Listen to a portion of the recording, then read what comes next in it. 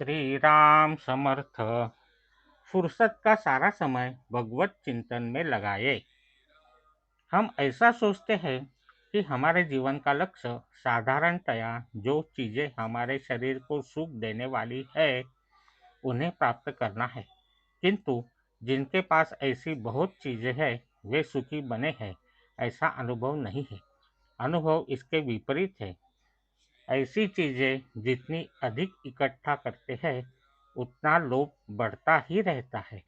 भविष्य में आयु बढ़ने पर वृद्धावस्था में शरीर क्षीण होता है और उन चीज़ों का उपभोग लेने की ताकत कम होती है।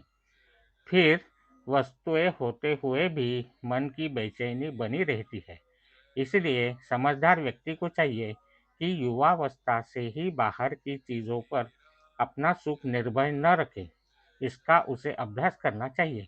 बाहर की चीज़ों या वस्तुओं का त्याग करने पर मन को किसी वस्तु को देना अनिवार्य हो जाता है। मन को देने लायक ऐसी वस्तु केवल भगवान ही है। भगवान स्वयं पूर्ण आनंदमय मन में रहने वाला है। उनका चिंतन करने से उनके गुण मन में निर्माण होते हैं। भगवान के चिंतन से मन आनंदमय होने पर मनुष्य जीवन कितना प्रसन्न प्रफुल्लित होता होगा, इसकी कल्पना ही नहीं कर पाएंगे। अपने जैसी व्यवहार मग्न गृहस्थी में लगे हुए व्यक्तियों को भगवान का चिंतन करने में एक ही बाधा आती है। बाधा है व्यवहार और साधन का मेल करना। हमारी यह धारणा होती है कि भगवान का चिंतन करने वाला सही सही व्यवहार नहीं कर पाता। संत तुकाराम महाराज तो परमात्मा के चिंतन में सूझ बूझ खो बैठे थे। उनकी बात ही कुछ अलग थी। अपने जैसे व्यक्तियों को अपना व्यवहार आम ढंग से करना चाहिए। इसके बाद जो समय बचेगा वह सारा समय यदि हम भगवत चिंतन में लगा पाए तो समझना चाहिए कि हमने बहुत प्रगति की है।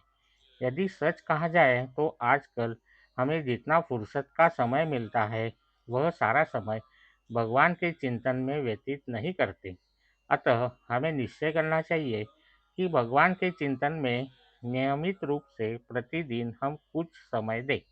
नामस्मरण करते समय कई बाधाएं आती है। हम स्वयं नामस्मरण में बाधा है। अतः हमें सावधान रहना चाहिए और दुनिया की झंझट में न फंसते हुए अखंड नामस्मरण चालू रखना चाहिए। इसके अलावा संतों के द्वारा भगवान के बारे में जो पुस्तकें लिखी गई है वे प्रतिदिन अल्प मात्रा में पढ़नी चाहिए। उन पर चिंतन करना चाहिए और उन तत्वों को हम आचरण में कैसे ला पाएंगे इसका सूक्ष्म विचार करना चाहिए। इस पद्धति से जो उपासना करेगा उसकी शीघ्र ही प्रगति होगी, उसे संतोष मिलेगा। आज का बोध वचन। संतोष ही सच्चे अर्थ में आनंद का संकेत है। जय श्री राम। जानकी जीवन स्मरण। जय जय राम। श्री राम समर्थ।